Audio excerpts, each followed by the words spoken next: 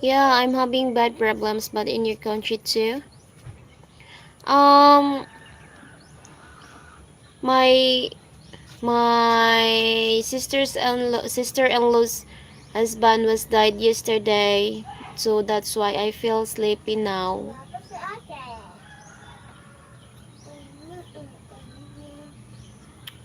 I sleep late.